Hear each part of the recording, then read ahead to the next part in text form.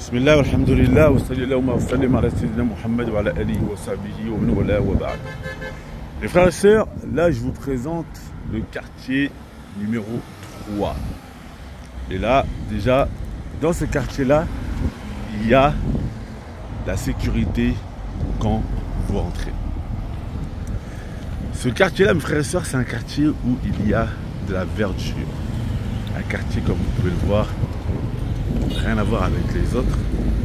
C'est espacé, c'est aéré. Il y a un grand centre commercial ici, là. Dans ce quartier, mes frères et sœurs, il y a la sécurité. Donc, comme vous pouvez le voir à l'entrée, ce quartier, zéro vol, parce que les entrées sont filtrées, ainsi que les sorties. Ce quartier, mes frères et sœurs, c'est Rehab. Ce quartier, il a énormément d'avantages et il a aussi quelques inconvénients. Donc les avantages, comme vous pouvez le voir, c'est que c'est beau, c'est propre, c'est moderne. On se croirait sur la Côte d'Azur. Il y a la sécurité, ils nettoient, ils prennent vraiment soin. Alors Rehab, c'est bon, ils appellent ça ici Medinatul Rehab, la ville de Rehab. En fait, c'est un grand compound. Compound, c'est un quartier fermé.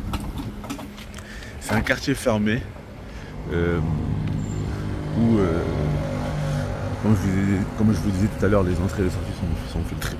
Et des compounds comme ça, il y en a plein dans le cas. Donc c'est des gens, voilà, qui ont de l'argent, qui ont acheté des appartements dans ces endroits qui sont où il y a des clôtures. Et comme je vous disais, entrée filtrée, avec des centres commerciaux et tout ça.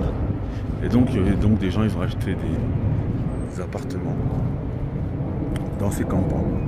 Les avantages, c'est que donc sécurité, propreté, organisation, ordonnée. Pour une personne qui vient d'Europe ou d'Occident, elle ne sera vraiment pas dépaysée en étant dans ce genre de quartier-là, comme Rehab.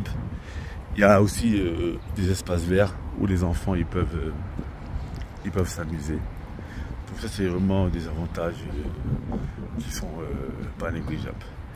Les inconvénients maintenant. Alors les inconvénients, c'est que déjà c'est loin des centres d'apprentissage de langue arabe.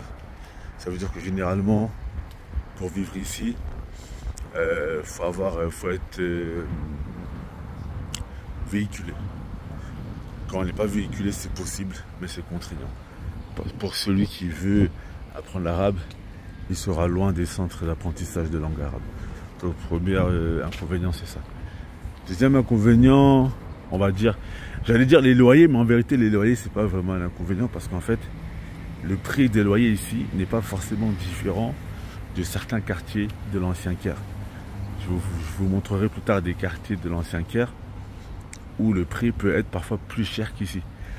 Pourquoi ici les prix parfois ils sont moins chers? Parce que ici parfois il va y avoir beaucoup moins de demandes qu'à l'ancien Caire. Les gens vont beaucoup plus vivre vers l'ancien Caire parce que l'ancien Caire, c'est là-bas que se trouvent toutes les administrations encore. Il ne faut pas besoin d'être véhiculé. Pour les étrangers qui viennent temporairement à l'ancien Caire, ils ont vraiment toutes les commodités sont vraiment proches. Alors qu'ici, c'est vrai que voilà, comme il y a besoin d'un véhicule, ça fait que c'est souvent les gens qui ont des véhicules qui viennent ici. Et avoir un véhicule en Égypte, c'est un luxe parce que les véhicules, ça coûte très cher. Donc les loyers ici sont pas vraiment plus chers que certains quartiers de l'ancien Caire. Parfois ils sont même moins chers.